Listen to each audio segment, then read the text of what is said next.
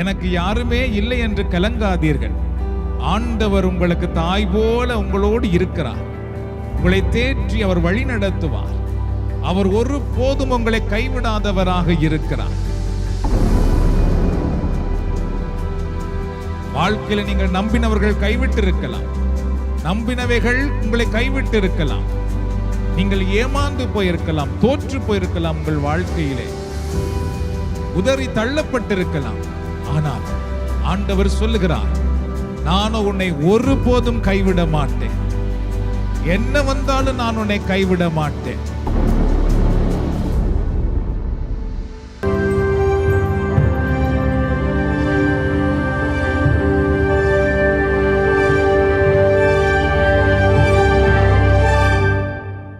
What is God's plan for you? உங்களுக்காக கடவுளுடைய திட்டம் என்ன என்பதை தான் இன்றைக்கு நாம் பார்க்க போகிறோம். அன்பான சகோதர சகோதரிகளே, ஒவ்வொரு குடும்பத்திலும் பாருங்கள், பெற்றோர்கள் பிள்ளைகளுக்கென்று ஒரு திட்டங்கள் வைத்திருக்கிறார்கள். அதுபோலதான் ஒரு தொழிற்சாலையாக இருக்கலாம், அங்கு திட்டங்கள் உண்டு. அதுபோல நாமும் நம்மை பற்றி, நம்முடைய எதிர்காலத்தை பற்றி பல திட்டங்கள் வைக்கிறோம். அந்த அடிப்படையிலே நம் ஒவ்வொருவருடைய வாழ்க்கையை குறித்தும் நம்மை உண்டாக்கின, நம்மை படைத்த இறைவன் ஒரு திட்டம் வைத்திருக்கிறார். அதனாலே கடவுளுடைய திட்டம் நம்முடைய வாழ்க்கையிலே என்ன என்பதை நாம் அறிந்து கொள்வது நம் எல்லோருக்கும் கிடைக்கின்ற ஒரு பெரிய ஆசீர்வாதமாகும்.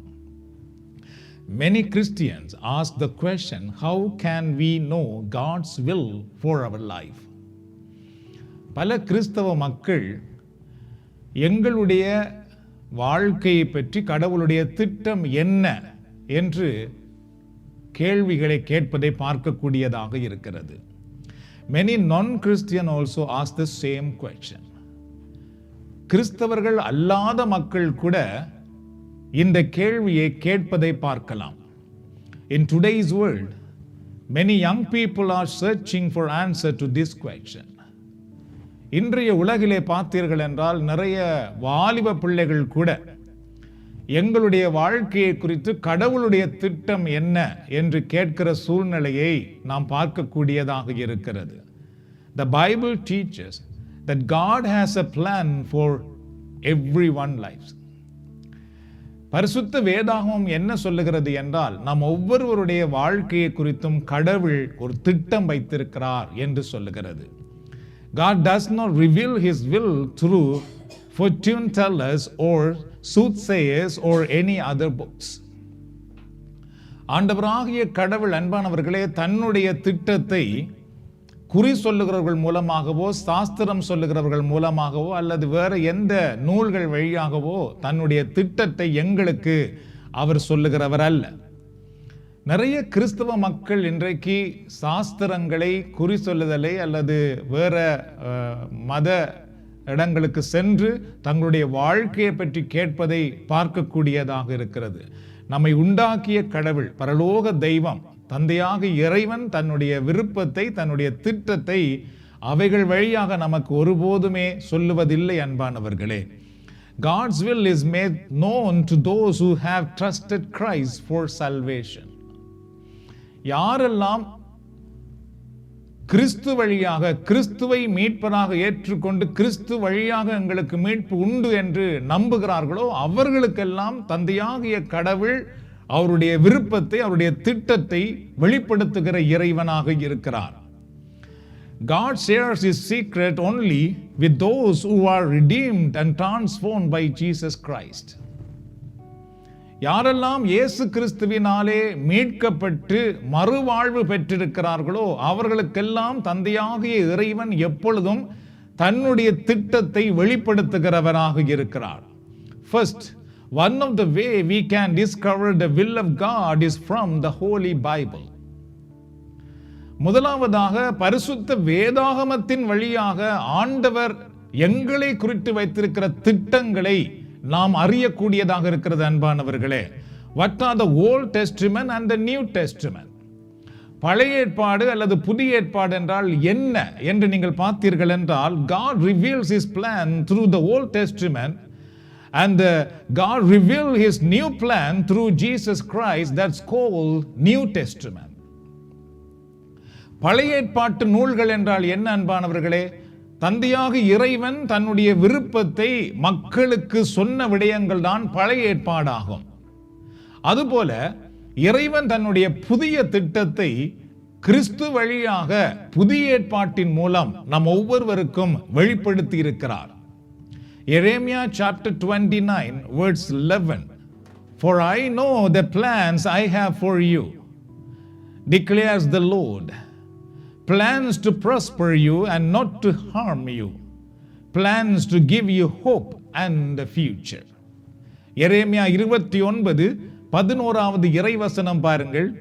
ஏனெனில் உங்களுக்காக நான் வகுத்திருக்கும் திட்டங்கள் எனக்கு தெரியும் அன்றோ, அவை வளமான எதிர்காலத்தையும் நம்பிக்கையையும் உங்களுக்கு அளிப்பதற்கான நல்வாழ்வின் திட்டங்களை அன்றி கேடு விளைவிப்பதற்கான திட்டங்கள் அல்ல என்கிறார் ஆண்டவர். பார்த்தீர்களா? இறைவார்த்தையை படிக்கிறவர்கள், இறைவார்த்தையில் நம்பிக்கை உள்ளவர்கள், இறைவார்த்தைக்குள் வாழுகிறவர்கள் எப்பொழுதும் பார்த்தீர்கள் என்றால் ஆண்டவர்களே உறுதியாக இருக்க முடியும். கடவுள் என்ன சொல்லுகிறார்? அவருடைய விருப்பமெல்லாம் நம்மை வாழ வைக்க வேண்டுமாம், சிறப்பாக வாழ வைக்க வேண்டும். நம்மை குறித்து துன்பமான திட்டம் எல்லாம் கடவுளிடத்தில் இல்லையா? ஆனால் நீங்கள் குறி சொல்லுகிற இடத்திலே, சாத்திரம் சொல்லுகிற இடத்திலே நீங்கள் போய் பாருங்கள். அவர்கள் முதலிலே உங்களுக்கு ஏதோ நல்லது இருப்பது போல சொல்லுவார்கள். அதற்கு பின்பு உங்களுக்கு அது நடக்கப் போகிறது, இது நடக்கப் போகிறது, அதிலிருந்து நீங்கள் தப்பித்துக் கொள்ள வேண்டும் என்றால், இந்த கேட்டிலிருந்து நீங்கள் தப்பித்துக் கொள்ள வேண்டும் என்றால் நீங்கள் அதை செய்யுங்கள், இதை செய்யுங்கள் என்று சொல்ல ஆரம்பித்து விடுகிறார்கள். ஆனால் கடவுள் பற்றி என்ன சொல்லப்படுகிறது? இறைவனுடைய திட்டம் எல்லாம் நம்மை பற்றி எப்பொழுதும் சிறந்த திட்டங்களாக, நல்ல திட்டங்களாக இருக்கிறது அன்பானவர்களே. God has a plan or purpose for every person. ஒவ்வொருவருக்கும் இறைவன் பார்த்தீர்கள் என்றால் ஒரு திட்டமும் ஒரு நோக்கமும் கொண்டுள்ளவராக இருக்கின்றார். God does not has a general purpose or each of us. கடவுள் பார்த்துக்கொண்டால் ஒரு பொதுவான ஒரு விடயத்தை எல்லாருக்கும், ஒரு பொதுவான ஒரு திட்டத்தை எல்லாருக்கும் வைத்திருக்கிறவர் அல்ல. He also has a specific plan for each of our lives. எங்கள் ஒவ்வொருவருடைய வாழ்க்கையை குறித்தும் அவர் பார்த்துக்கொண்டால் தனிப்பட்ட ஒரு திட்டங்களை வைத்திருக்கிறவராக இருக்கிறார். God's plan are wonders and marvelous. கடவுளுடைய திட்டங்கள் பார்த்தீர்கள் என்றால் மிக மிக ஆச்சரியமானதாக, மிக மிக உயர்ந்ததாக இருக்கிறது அன்பானவர்களே. மகிழ்ச்சி நிறைந்த ஒன்றாக இருக்கிறது அன்பானவர்களே. எரேமியா chapter 29 verse 11 to 13. For I know the plans I have for you, declare the Lord, plans to prosper you and not to harm you, plans to give you hope and future. Then you will call on me and come and pray to me, and I will listen to you. You will seek me and find me when you seek me with all your heart.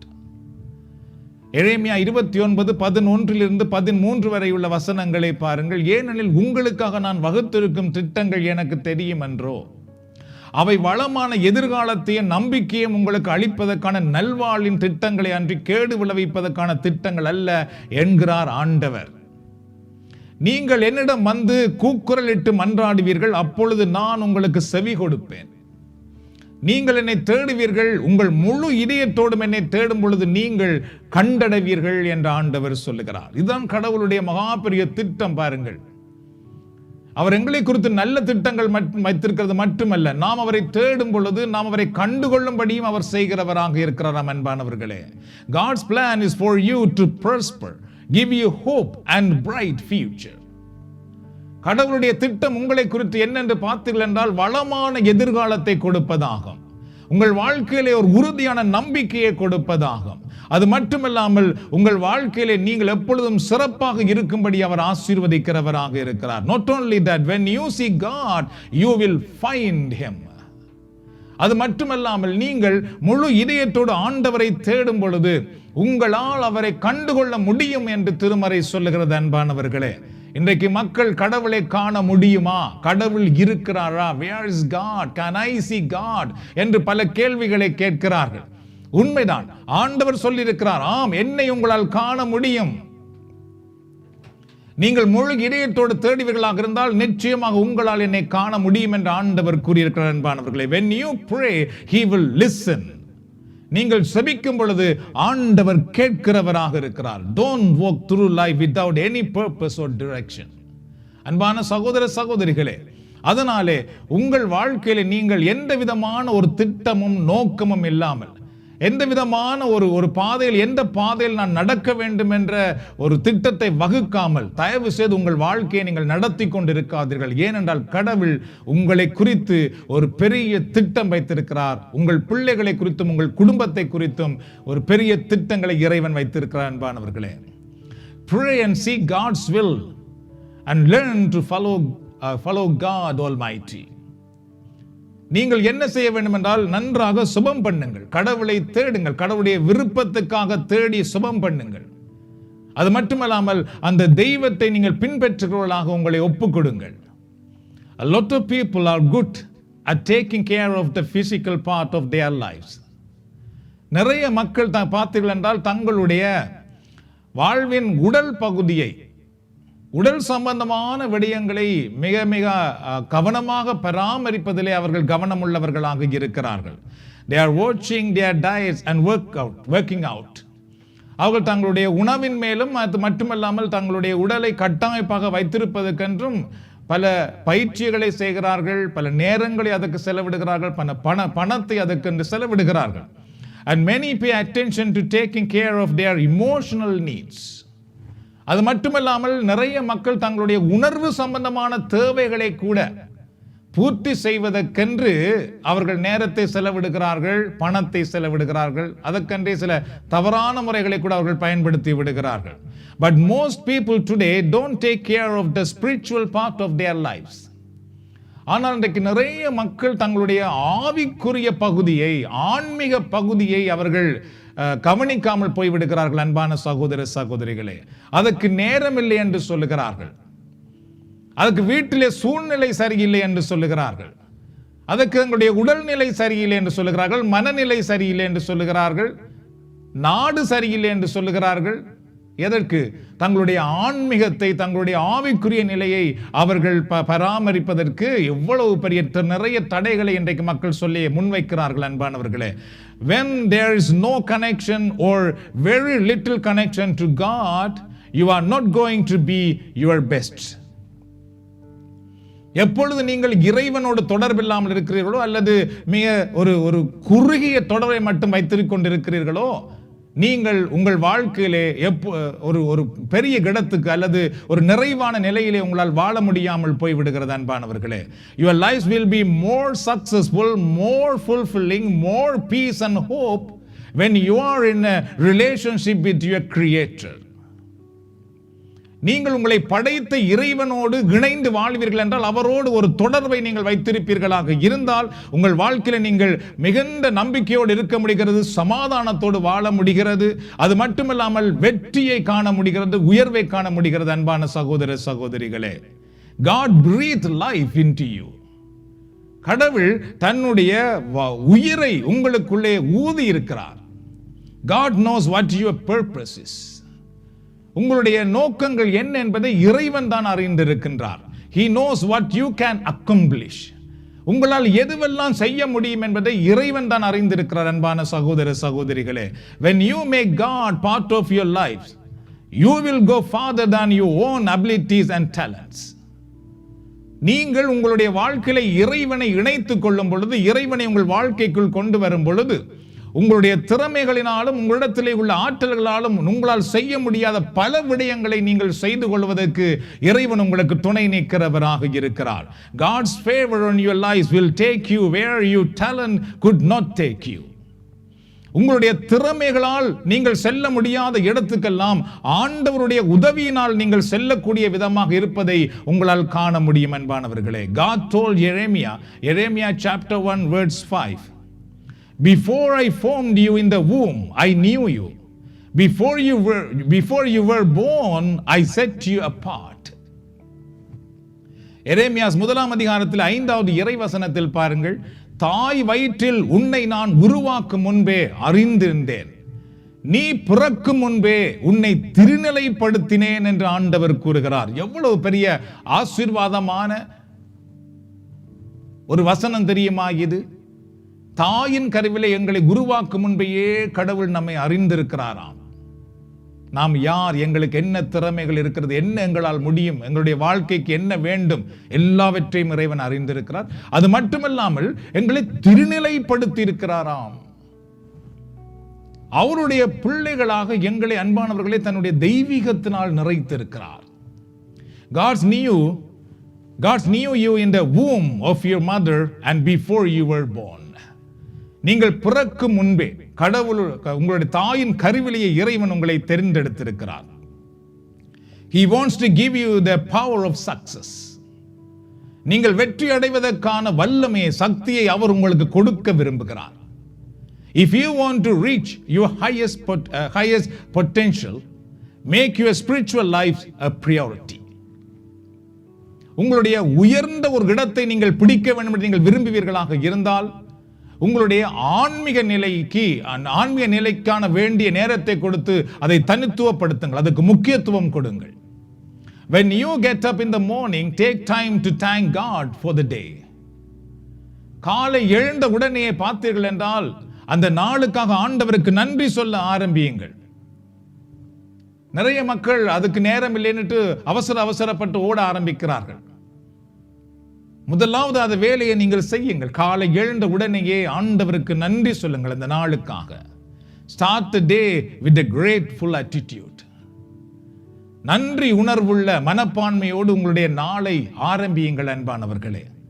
Read the scripture, meditate on his promises.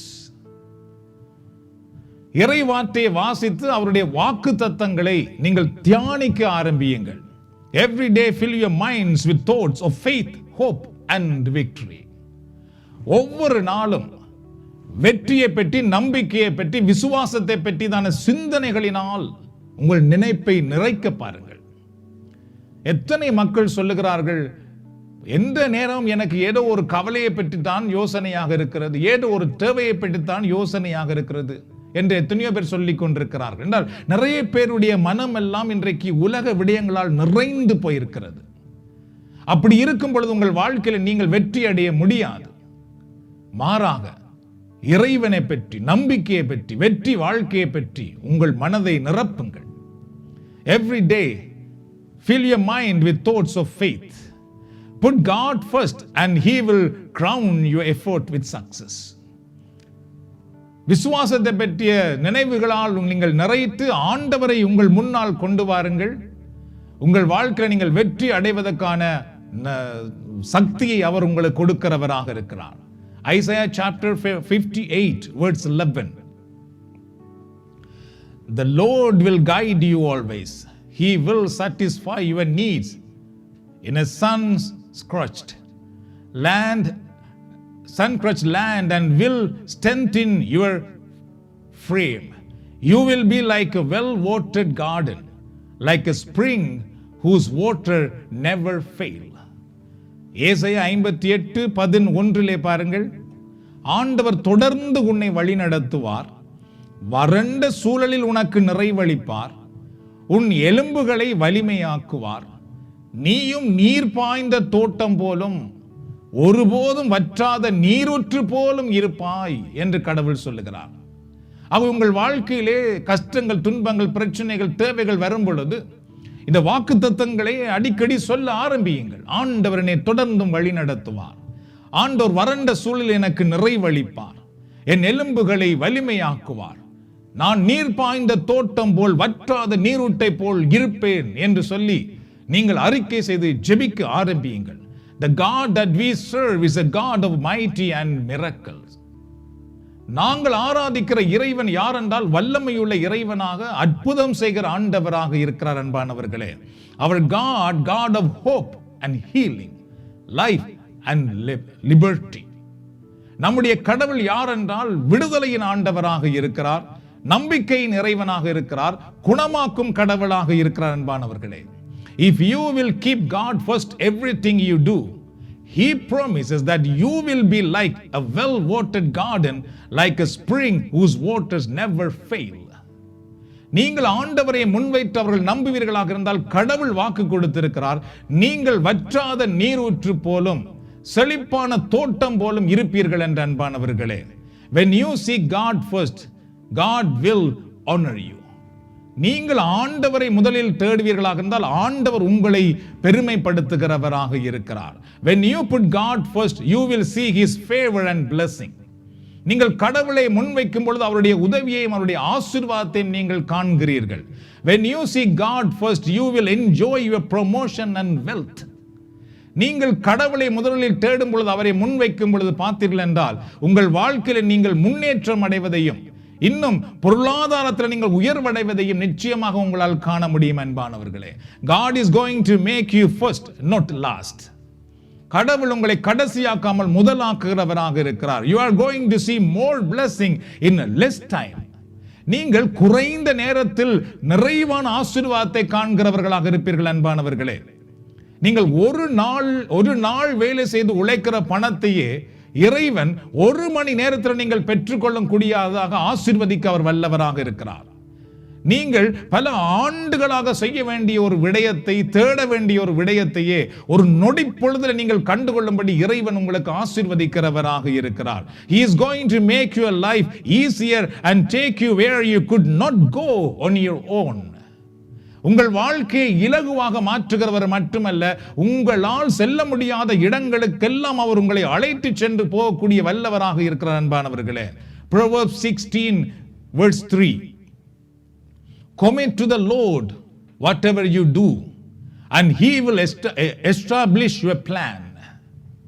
நீதிமொழிகள் 3:6 இறைவசனத்திலே பாருங்கள், நீ எதை செய்தாலும் ஆண்டவரை மனதில் வைத்து செய், அப்பொழுது அவர் உன் பாதைகளை செம்மையாக்குவார். ஆமன்பானவர்களே, நீங்கள் எதை செய்ய போனாலும் உலகத்தை முன்வைத்துக் கொண்டு, மக்களை முன்வைத்துக் கொண்டு, உங்கள் தேவைகளை முன்வைத்துக் கொண்டு நீங்கள் செய்வீர்களாக இருந்தால் அதனால் வெற்றி அடைய முடியாது. கடவுள் வாக்கு கொடுக்கிறார், அவரை நாம் மனதிலே வைத்துக் கொண்டு எதை நாம் செய்தாலும் அவர் எங்கள் பாதைகளை செம்மையாக்குகிறவராக இருக்கிறார். Bring God first in your life. கடவுளை உங்கள் வாழ்க்கையிலே முதலிடத்துக்கு கொண்டு வாருங்கள். Give first place to God.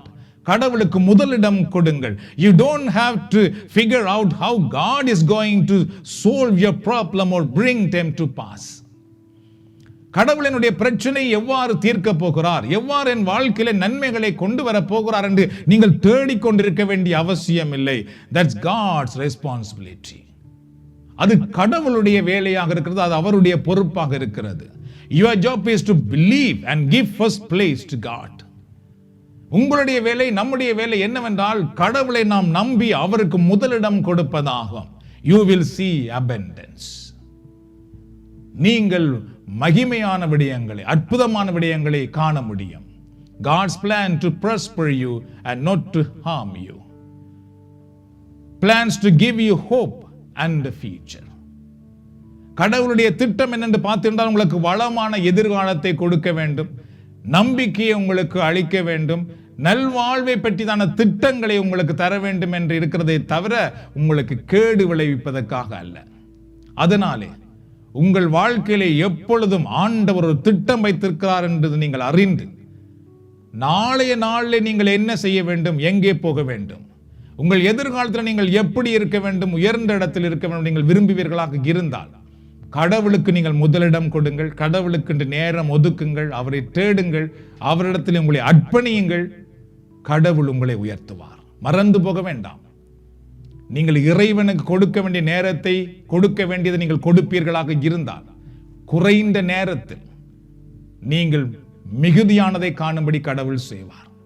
பல ஆண்டுகளாக நீங்கள் உழைக்க வேண்டியதை, தேட வேண்டியதை நொடி பொழுதில் இறைவன் உங்கள் வாழ்க்கையிலே கொண்டு வருவதை உங்களால் காண முடியும். God bless you and your family. ஆண்டவர் உங்களையும் உங்கள் குடும்பத்தையும் ஆசீர்வதிப்பாராக. Let's pray. நாம் ஜெபிப்போம். இஸ்ரவேலே கர்த்தரை நம்பு, கர்த்தரை நம்பு, கர்த்தரை நம்பு. இஸ்ரவேலே அவருன் துணையும் கேடகமானவர், அவருன் துணையும் கேடகமானவர். புழுதியிலிருந்து தூக்கி விடுவார், குப்பையிலிருந்து உயர்த்திடுவார். புழுதியிலிருந்து தூக்கி விடுவார், குப்பையிலிருந்து உயர்த்திடுவார். பிரபுக்களோடும் ராஜாக்களோடும் உட்கார செய்பவர் உனக்கு உண்டு. பிரபுக்களோடும் ராஜாக்களோடும் உட்கார செய்பவர் உனக்கு உண்டு. இஷ்டவேலே கர்த்தரை நம்பு, கர்த்தரை நம்பு, கர்த்தரை நம்பு. இஷ்டவேலே அவருன் துணையும் கேடகமானவர், அவருன் துணையும் கேடகமானவர். அவர் உன்னை விட்டு விலகுவதில்லை, அவர் உன்னை என்றும் கைவிடுவதில்லை. அவர் உன்னை விட்டு விலகுவதில்லை, அவர் உன்னை என்றும் கைவிடுவதில்லை. உள்ளம் கையில் வரைந்தவர், அவர் உன்னை என்றும் மறப்பதும் இல்லை. உள்ளம் கையில் வரைந்தவர், அவர் உன்னை என்றும் மறப்பதும் இல்லை. இஷ்டவேலே கர்த்தரை நம்பு, கர்த்தரை நம்பு, கர்த்தரை நம்பு. இஷ்டவேலே அவருன் துணையும் கேடகமானவர், அவருன் துணையும் கேடகமானவர்.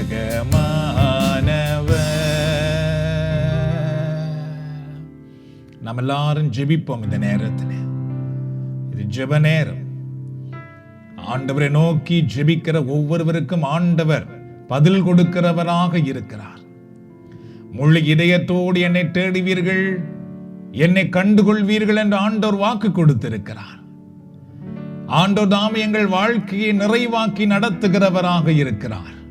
இந்த நாளில் நீங்கள் கேட்டது போல ஆண்டவர் உங்களுக்கு வளமான எதிர்காலத்தை வைத்திருக்கிறார்.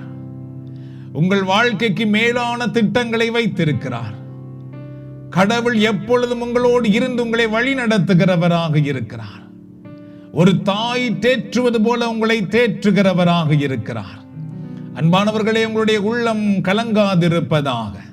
இது ஜெப நேரம். நீங்கள் ஆண்டவரிடத்திலே கேட்கிறதை பெற்றுக்கொள்ளுகிற நேரம். ஆண்டவரிடத்திலே நீங்கள் மன்றாடும் பொழுது அவர் கொடுக்கிற விடுதலையை பெற்றுக்கொள்ளுகிற நேரம்.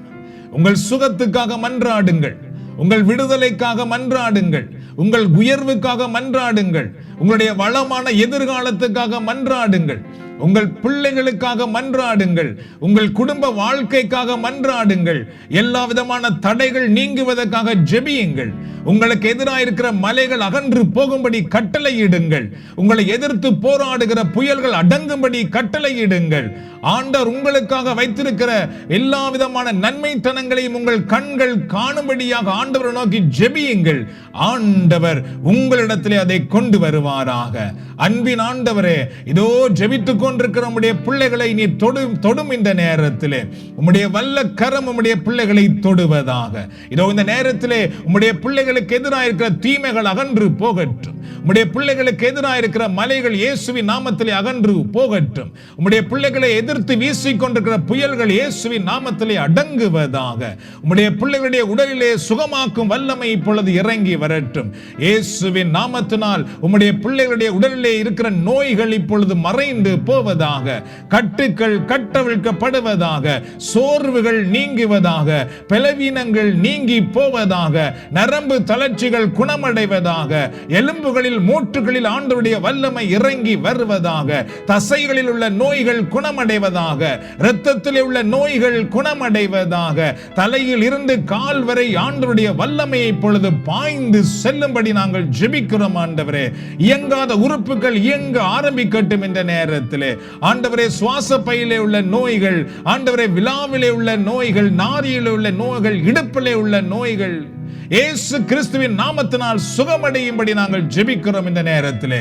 கண்களிலே உள்ள நோய்கள், காதுகளிலே உள்ள நோய்கள் இயேசுவின் நாமத்தினால் சுகமடைவதாக இந்த நேரத்திலே. யாருடைய வீட்டுக்குள்ளே இருளின் வல்லமைகள் இருக்கிறதோ அவைகள் இயேசுவின் நாமத்திலே அகன்று போகும்படி நாங்கள் கட்டளை இடுகிறோம். ஒவ்வொரு குடும்பத்துக்குள்ளும் இருக்கிற எல்லா விதமான துயரமான நிலைகளும் மறைந்து போவதாக. மனபாரங்கள் விலகி ஓடுவதாக. வீட்டுக்குள் இருக்கிற பற்றாக்குறைகள் மாற்றப்படுவதாக. குடும்பத்துக்குள் இருக்கிற சண்டைகளும் கசப்புகளும் மறைந்து போவதாக. வீட்டுக்குள் இருக்கிற எல்லா விதமான குழப்பங்களும் மறைந்து போவதாக. ஆண்டவருடைய வல்ல கரம் உம்முடைய பிள்ளைகளை தொடுவதற்காக நன்றி கூறுகிறோம் இந்த நேரத்திலே. உன்னுடைய உணவையும் தண்ணீரையும் நான் ஆசீர்வதிப்பேன் என்று சொன்ன ஆண்டவரே, உம்முடைய பிள்ளைகள் ஆரோக்கியமாக இருக்கும்படி இவர்கள் உண்ணுகிற உணவையும் தண்ணீரையும் நீர் ஆசீர்வதிப்பீராக. நீ போகும் பொழுதும் வரும் பொழுதும் ஆசீர்வதிக்கப்படுவாய் என்று சொன்ன ஆண்டவரே, உம்முடைய பிள்ளைகள் எப்பொழுதும் உம்முடைய ஆசீர்வாதத்தை கண்டு கொள்ளுவார்களாக. நீர் வளமான எதிர்காலத்தையே எங்களுக்கு வைத்திருக்கிறீர் என்று எரேமியா இறைவாக்கினர் வழியாக கூறியிருப்பது போல இதோ உம்முடைய பிள்ளைகளுடைய வாழ்க்கை இப்பொழுது செழிப்படைவதாக, உயர்வடைவதாக, வளமடைவதாக, வெற்றியடைவதாக, வெளிச்சமாய் மாறுவதாக, சந்தோஷம் நிரம்புவதாக. நன்றி ஆண்டவரே. எங்கள் மன்றாட்டை கேட்பதற்காக நன்றி கூறுகிறோம் இந்த நேரத்திலே. இதில் இணைந்திருக்கிற ஒவ்வொரு பிள்ளைகளையும், வாலிப பிள்ளைகளையும் நீர் ஆசீர்வதித்தரலாம். எங்கள் மன்றாட்டை கேட்டு எங்களை ஆசீர்வதிப்பதற்காக நன்றி கூறுகிறோம் இந்த நேரத்தில். எல்லோரும் முதலவே ஆண்டவருக்கு நன்றி செலுத்தலாம். நன்றி செலுத்துகிறோம் ஐயா, நன்றி செலுத்துகிறோம்.